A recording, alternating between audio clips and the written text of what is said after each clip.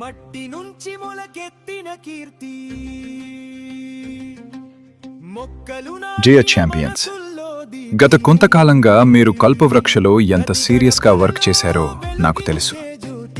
ఒక్కొక్కరిని కలిసి వాళ్ళకి ప్లాన్ చెప్పి కన్విన్స్ చేసి ఇంత పెద్ద టీం బిల్డ్ చేయటం మామూలు విషయం కాదు. మీ టైం, మీ ఎనర్జీ, మీ డబ్బు అన్నీ దీనికోసం పెట్టారు.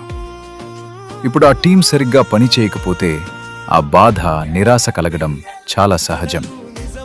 కొత్త ఆప్షన్స్ చూద్దామనిపించడం కూడా కామనే. 2. కొత్త కంపెనీ ఆలోచనపై విశ్లేషణ, రియాలిటీ చెక్. కానీ ఒక్క నిమిషం ఆలోచించండి.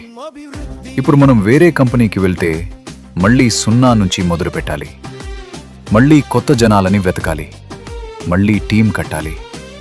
ఒకవేళ అక్కడ కూడా 1 సంవత్సరం తర్వాత సేమ్ ఇదే పరిస్థితి వస్తే అప్పుడు మళ్ళీ ఇంకో కంపెనీ మారుతామా?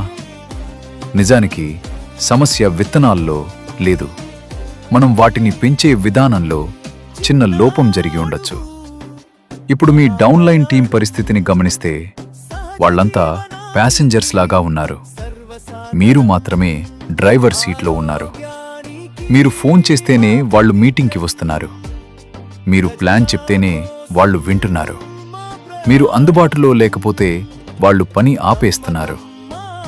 దీనికి కారణం వాళ్ళు పనికిరాని వాళ్ళు అని కాదు, మనం వారిని మన మీద ఎక్కువగా డిపెండ్ అయ్యేలా చేశాం.